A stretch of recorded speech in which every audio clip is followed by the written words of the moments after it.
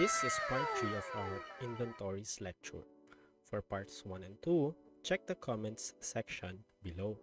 If you're ready, let's start. Question number 11.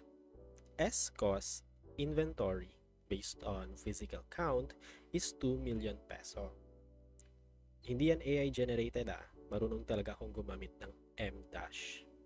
Anyway, additionally, they provided you with the following information that was not included in the physical count. How much should be the ending balance of inventories? Pause the video and try to answer. Sige, let's start. Let's analyze the first bullet. Goods purchased FOB shipping point.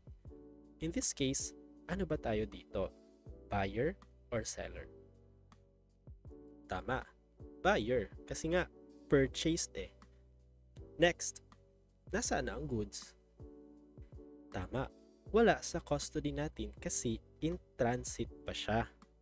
Meaning, papunta pa lang sa atin. Next, nasama ba to sa physical count? Hindi, kasi again, in transit pa ang mga goods. Next, dapat ba natin ito isama sa inventory natin? Yes, dapat natin siya isama sa inventory natin kasi lumipat na yung title sa shipping point or sa pantalan pa lang. Meaning, sa atin na ang goods kasi in this case, tayo ang buyer. Kaya idadagdag dapat natin ito sa inventory count. Next bullet, goods sold FOB destination. Ano ba tayo in this case? Buyer or seller? Tama, tayo naman ang seller in this case. Next, nasali ba to sa physical count? Hindi, kasi ang goods ay still in transit. Next, dapat ba natin ito isama sa inventory count? Tama, dapat isama natin to kasi hindi pa natatransfer ang title sa buyer. Remember, tayo ang seller in this case at matatransfer lang ang title at destination, meaning pag natanggap na ni buyer. So ang tamang sagot sa tanong na how much should be the ending balance ay dapat 2 million based sa physical count plus 500,000 plus 250,000 na goods in transit. So dapat ang inventory na i-report natin ay 2,750,000. O di ba ang dali? Nakuha nyo ba ang tamang sagot? Very good. All right. Next, question number 12. S-cost inventory based on physical count is 3 million pesos. Additionally, they provided you the following information. First bullet, 250,000 pesos worth of goods from the count are under a consignment agreement. Next bullet, 575,000 pesos worth of goods were sent to SECO under a consignment agreement. How much should be the ending balance of inventories? Pause the video and try to answer. Sige, let's start. First bullet, 250,000 worth of goods daw are under a consignment agreement. First, ano ba tayo sa problem? Consignor or consignee? Tama, consignee. Kasi nasa atin ang goods para ibenta. Tayo ang nagbebenta in this case. Nasama nga sa count Next, dapat ba natin ito isama sa inventory count? Hindi. Kasi hindi natin to inventory. That's why hindi natin siya dapat isama sa count. So, anong gagawin natin? Hindi natin inventory, pero nasama siya sa count. So, anong gagawin natin? Tama. Ang gagawin natin is i-deduct ang 250,000 mula sa count. Next, 575,000 pesos worth of goods daw ang pinadala natin kay SECO. So ano ba tayo in this case? Consignee or consignor? Tama. In this case, consignor naman tayo kasi tayo ang nagpadala.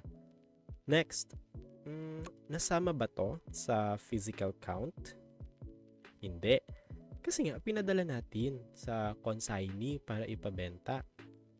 Next, dapat ba natin to siya isama sa count natin ng inventories? Yes, sir. Kasi nga, sa atin pa rin yan kahit wala sa custody natin. Kaya dapat i-add natin yan siya sa inventory count. So that's plus 575,000. So ang sagot sa tanong na how much should be the ending balance of inventory ay 3 million minus 250,000 pesos consigned goods plus 575,000 pesos consigned goods din, pero in this case tayo yung consignor. So dapat it should be equal to 3,325,000. O diba? Ang dali. Nakuha nyo ba ang tamang sagot? Very good. Next. Before we continue, please subscribe to my channel so you won't miss new tutorials. To all my subscribers, thank you for your continued support. Now let's get back to the video. Question number 13. ESCO needs cash and has excess inventory. To raise funds, they did the following. 250,000 pesos worth of goods were pledged to B Bank. Second bullet. 500,000 pesos worth of goods were sold and delivered under a product financing agreement. Third bullet. 740,000 pesos worth of goods were loaned and delivered to BCO. They stipulated that the borrower will return the same kind of item. Last bullet. The inventory balance based on physical count is 2,500,000. How much should be the ending balance of inventories?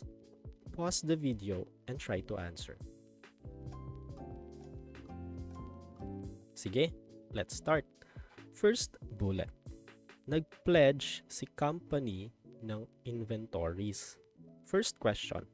Nasama ba to sa physical count? Yes. Wala namang indication na nilipat or nilabas or binigay sa third-party warehouse ang mga goods. Meaning, nasa atin pa rin ang mga goods. Next, sa atin pa rin ba ang mga goods? Oo naman. Ginawa lang tong collateral, hindi ibig sabihin na lumipat na sa bangko ang ownership ng mga goods. Isa pa, wala rin namang indication na hindi makakabayad si company. That's why, need natin to isama sa count. So, since nasama na ito sa physical count, tapos dapat lang na isama sa physical count, meaning itong first bullet na to, i-ignore lang natin. In other words, wala tayong gagawin. Hindi natin siya i-add, hindi rin natin siya i-deduct. Ignore lang. Second bullet, product financing agreement. First question, sa atin pa rin ba tong goods na to?